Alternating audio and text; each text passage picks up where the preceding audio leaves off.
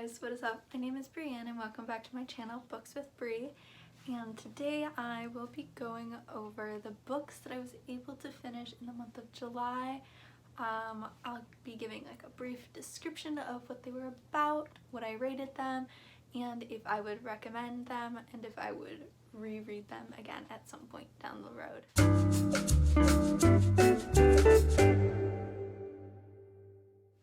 Alright, so the first book that I read in the month of July was actually one I started in June and finished at the beginning of the month, and that is the Bane Chronicles by Cassandra Clare.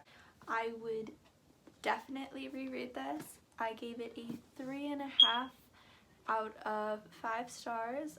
It follows Magnus Bane, who is a character in Cassandra Clare's Shadowhunter Chronicles, who's the only one who appears in every single one of them.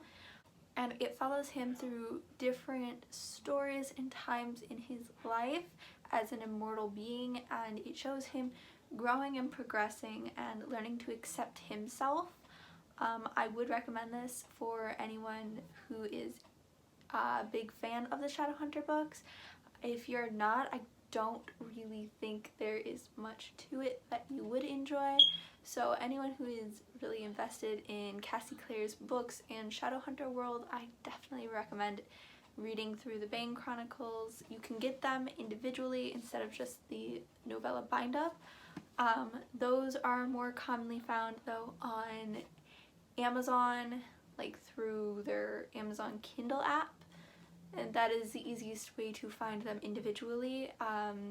They are very good in audiobook form too, and I did listen to most of these as an audiobook as I followed along, and that is my preferred style of reading novellas, just because it's easier to grasp. My one critique for this book though is that the plotline could have been more cohesive because they were more so individualized stories than a story that spanned several hundred years, because her other novella bind-ups have a more cohesive plot, so I really wanted a bit more of a cohesive plot in this one, but it was amazing the way it was, and I definitely recommend it for Shadowhunter fans. The second book that I finished in the month of July was City of Heavenly Fire by Cassandra Clare. This is book 6 in the Mortal Instruments series by Cassandra Clare, which is the original foundational series from the Shadowhunter Chronicles that follows Clary, Jace, Isabel, and Alec and Simon through different adventures as Clary comes to a realization that she is not who her mother told her she was, and that there is this whole other world around her that she knew nothing about, and she has to fight to find her mother and find who she really is and to be accepted into that world around her that she knew nothing about. I gave this book a 5 out of 5 stars because I would definitely reread this again, because this time was also a reread in my major Shadowhunter Chronicle reread. I do recommend this book. I know the first 3 books are a bit to get through because they are not her best works, but they are the first in the series and they are very fundamental to everything that happens afterwards. It's definitely a 5 out of 5 stars. So the next 3 books I read this past month were actually part of a series, so they do vary in what I rated them. And so that was The Selection, The Elite, and The One by Cure Cass. So I will just be giving the summary of book 1, which I did give 4 out of 5 stars. It follows America Singer as she enters the selection, which is a competition of 35 women, 1 woman from each region of the country of Ilia, which is a combination of Canada, the United States, and South America, or Mexico, I believe. I think it's Mexico and not South America. But they're all competing for the hand of Prince Maxon, who is to be the next king, and America is there by what she would call an accident. because she was not there from her own choice. She did not enter from her own choice. She entered because of her mother and her secret love, Aspen. And things start to heat up in this book, and you just follow America till the very end of the competition through to book 3, The One. So I gave this one a 4 out of 5 stars. I would just like to say my least favorite character is America. I think the story would have benefited well from being told from a different point of view and not hers. The Elite was actually my least favorite. I gave this one, I believe, 3 out of 5 stars, maybe 3.5 if lucky. I just think this one was really slow paced because it worked a lot on the needed character development and relationships that had to come together and end. So I think this one did a really good job on that. It was just a slower book and not exactly in my taste. But the final one, The One, obviously, I absolutely loved. I gave this one a 4 out of 5 stars. My only critique I can't really give because it is spoilery, so I will not be able to give that. Just, I think there could have been more explored at the end to help solve everything, because there was one big issue and I don't think Maxon would have been able to forgive America just like that, like he does at the end. So I definitely recommend this series. You totally don't have to read the final 2 books in the rest of the series because they do not directly affect this plot line. So I definitely recommend this series. I gave this one a 4 out of 5. I gave The Elite 3 out of 5 and The Selection a 4 out of 5. The next book, book 6 that I read in the month of July, was Tales from the Shadowhunter Academy by Cassandra Clare. Now this one I gave a 3 out of 5 stars. The plotline is so cohesive and it made my heart so happy, and it follows one of my absolute favorite characters from the Mortal Instruments series. So I definitely recommend reading that 6-book series before this one because there are spoilers in here for that series, but it is not necessary. It is just very much recommended. So this book follows Simon Lewis as he trains at the Shadowhunter Academy after losing all of his memories of the Shadow World, which is Shadowhunters, werewolves, vampires, warlocks, and Fae, the Fae. And he is training to become a Shadowhunter after being approached by Isabel and Magnus, and it follows him as he's not only gaining back a few of his memories at a time, but also reforming friendships with the people he knew before he lost all of those memories.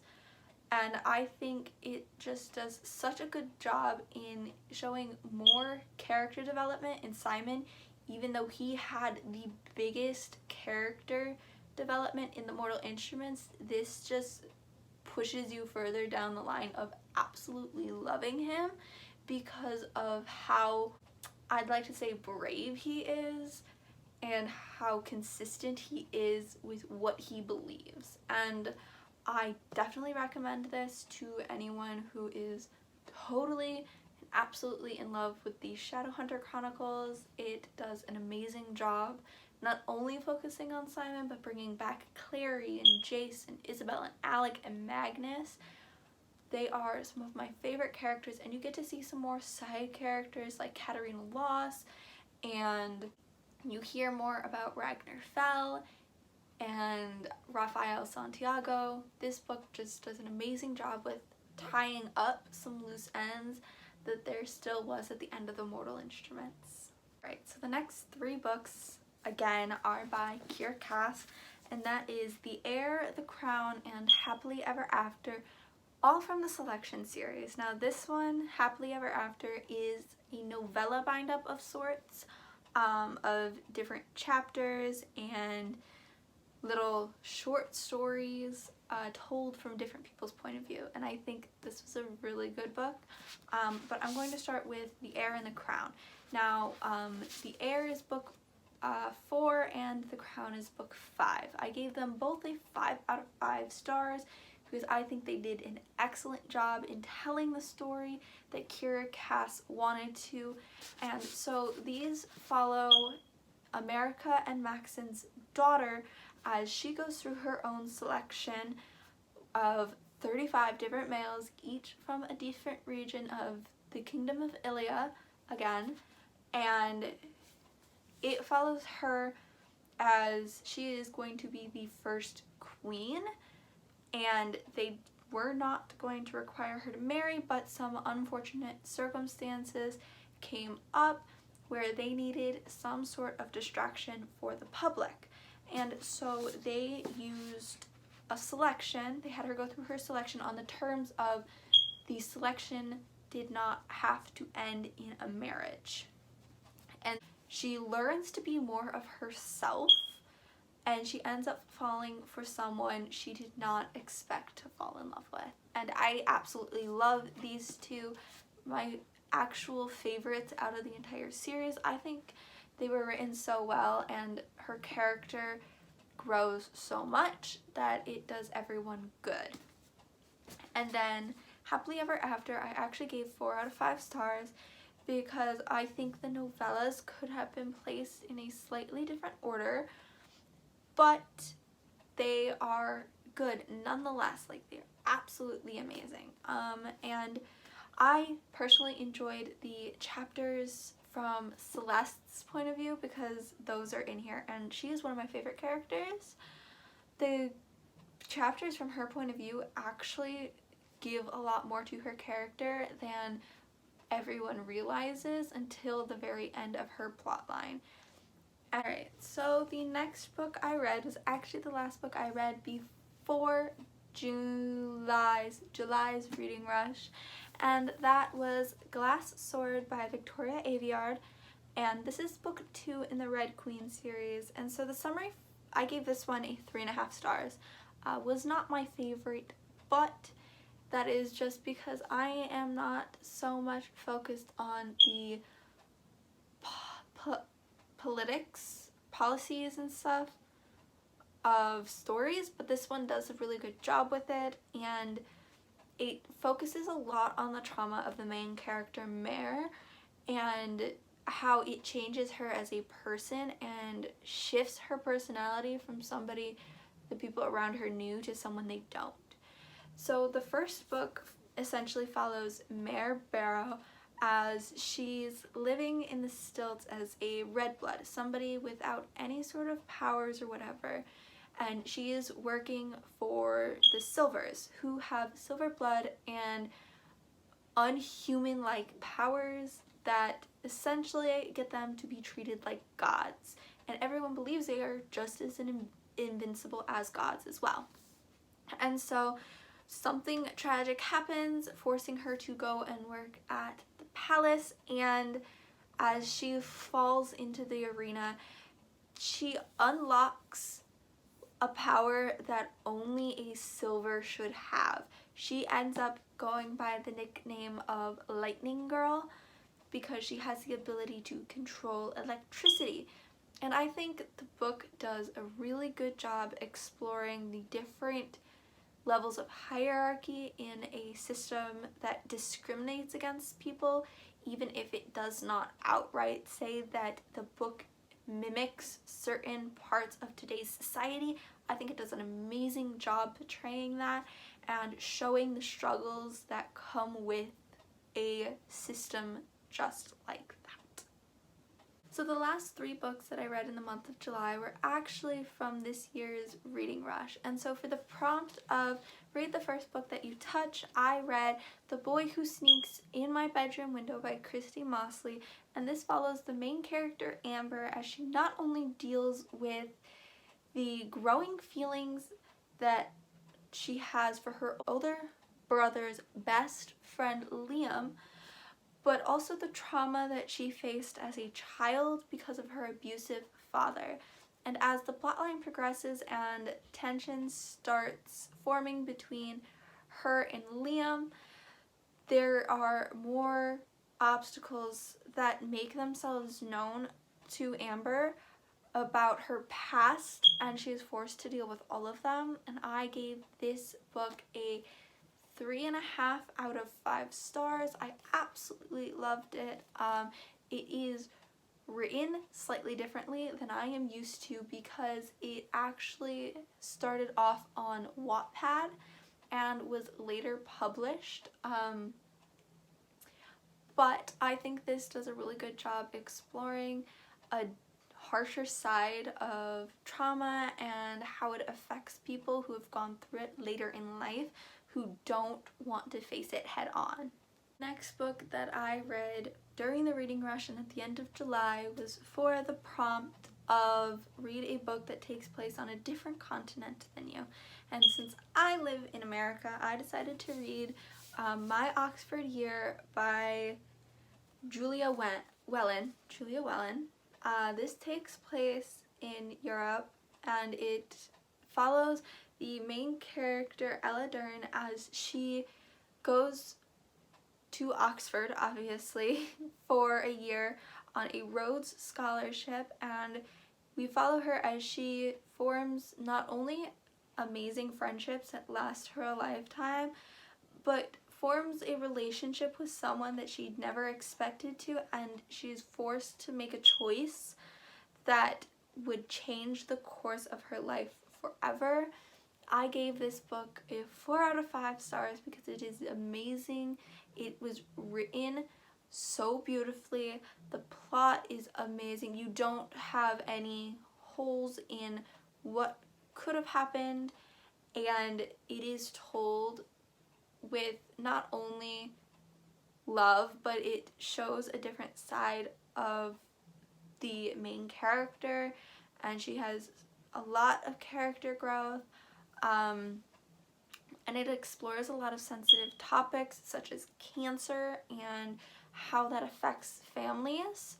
So I would definitely recommend this. My only issue with it was that I did not find myself attached to the characters emotionally, but that does not deter from this being an amazing book that I would recommend to anyone. The final book that I read in the month of July was for the prompt of read a book that you've seen a movie for that has a book based off of it. Like you've seen the movie and there's a book for it and you want to read the book. This was a reread for me, and that is Harry Potter and the Chamber of Secrets.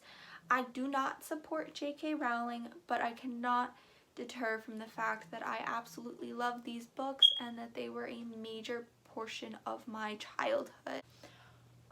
This follows Harry Potter in his 2nd year at Hogwarts School for Witchcraft and Wizardry as a new threat starts and threatens all of the non-pure blood students, and he and his best friends are forced to try and figure out who is behind everything that is happening, or else Hogwarts faces closing down and being shut forever, which Harry does not want, because then he will be forced to spend all year with his family, the Dursleys, who do not treat him well.